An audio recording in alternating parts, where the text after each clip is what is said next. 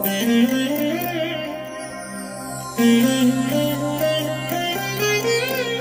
దినం పరము నుండి దిగివచ్చు మాట.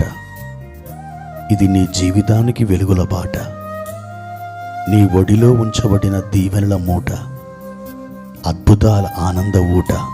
మే 29 సంవత్సరమంతా మీరు బైబిల్ చదివి ముగించడానికి ఈరోజు మీరు చదవలసిన లేఖన భాగము ఉదయం 2వ దినవృత్తాంతముల గ్రంథం 7, 8 మరియు 9 అధ్యాయములు.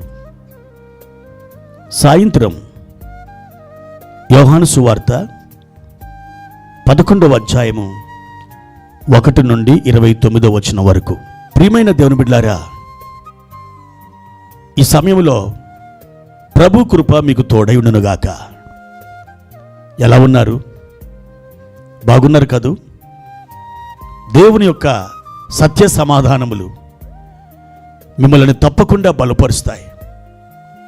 శ్రేష్టమైన నిబంధన పరిశుద్ధ గ్రంథంలో దేవుడు మీ కొరకు చేశాడు. ఆ నిబంధనకు మీరు విధేయులైనట్లయితే తప్పకుండా మీరు ఆయన స్వాస్థ్యముగా, ఆయన సొత్తుగా పిలువబడతారు, ఎంచబడతారు. మేలుల పంట మీరు అనుభవిస్తారు.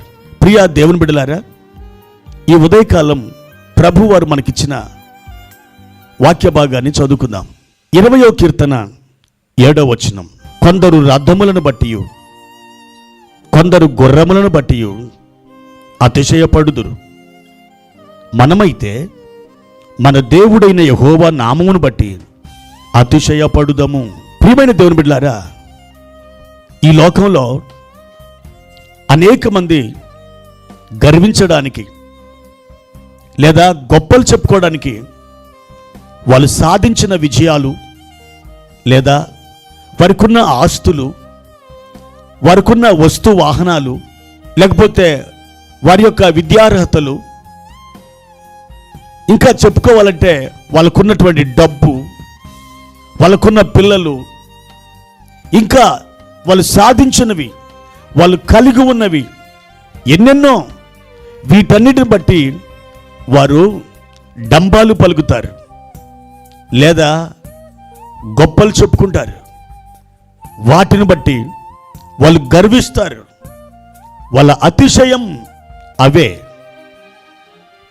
తాము సాధించిన వాటి గురించి 24 గంటలు ఆలోచిస్తారు. సందర్భం వస్తే వాటి గురించే ఇతరులతో సంభాషించడానికి ఇష్టపడతారు. అయితే లోకులు ఇలా ఉండగా ఆయనను నమ్మిన పిల్లలమైనటువంటి మనం ఎలా ఉండాలో ఈ వాక్య భాగంలో దావీదు మనకి ఒక మాదిరిని సూచిస్తున్నాడు. కొందరైతే గుర్రములను బట్టి, రథములను బట్టి అతిశయపడతారు. కానీ మనం ఆ గుర్రాలను బట్టి, ఆ రథాలను బట్టి ఎంతమాత్రం అతిశయపడం.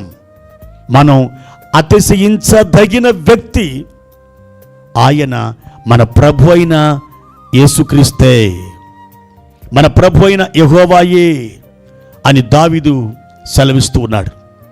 అవును దేవుని బిడ్డలారా, ఈరోజు నువ్వు కలిగి ఉన్నవన్నీ కూడా ఒక్కసారి నువ్వు ఆలోచించు. నాది అని చెప్పుకోవడానికి ఏది నీది కాదు. ఈ రోజున నువ్వు అనుభవిస్తుంది నీ వెంట నువ్వు తెచ్చుకోలేదు. పోనీ ఒక రోజున ఈ లోకాన్ని నువ్వు దాటి వెళుతున్నప్పుడు అప్పుడైనా కూడా నువ్వు కలిగి ఉన్నటువంటి వాటిలో కొన్నైనా నువ్వు తీసుకొని వెళ్ళలేవు. ఇక్కడికి వచ్చావు, దేవుడితో పొందుకున్నావు, ఆ శ్వాసతో నాదని అనుభవించినావు. తీరా ఒకరోజు ఈ యాత్ర చాలిస్తున్నప్పుడు వాటిని అన్ని ఇక్కడే వదిలేసి వెళ్ళిపోతావు. ప్రియమైన దేవుని బిడ్డలారా, అయితే ఇలాంటి వాస్తవికమైన పరిస్థితి ఎరిగిన మనం మన ఆలోచన విధానం ఎలా ఉండాలి? మన హృదయం దేని మీద లగ్నం చేయబడాలి?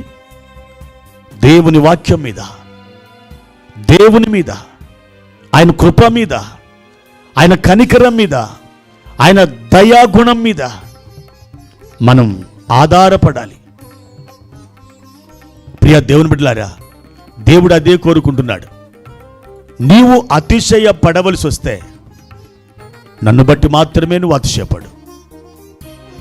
నేనే నీ అతిశయముగా మారాలి. నేనే నీ హృదయములో ప్రథమ స్థానాన్ని నేను అలంకరించాలి.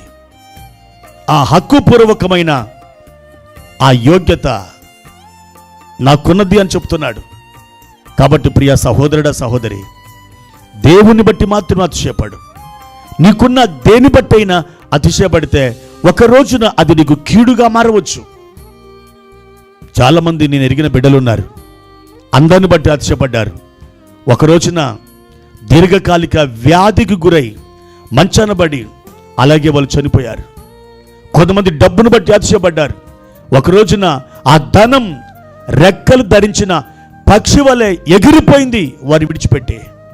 కొంతమంది నాకు మంచి పిల్లలు ఉన్నారు, వాళ్ళందరికీ చక్కటి ఉద్యోగాలు ఉన్నాయి, నాకేం కొదువా అని అతిశయపడుతుండేవాడు. ఆ పిల్లలందరూ కూడా వివాహం చేసుకున్న తర్వాత ఆ తల్లిదండ్రులు వదిలిపెట్టి వారి చోటుకి వారు వెళ్ళిపోయారు. వీరిని అనాథలుగా వదిలేశారు. అనేకులు చెప్పుకుంటూ ఏడ్చేవారు, అయ్యో పిల్లల్ని కన్నాను, పెద్ద చేశాను, విద్యాబుద్ధులు నేర్పించాను, ఉద్యోగాలు వచ్చేటట్టుగా ఎంతో కష్టపడ్డాను, ఈ రోజున ఒక్క ముద్ద కూడా నాకు పెట్టట్లేదు అని ఏడ్చిన వాళ్ళు ఉన్నారు.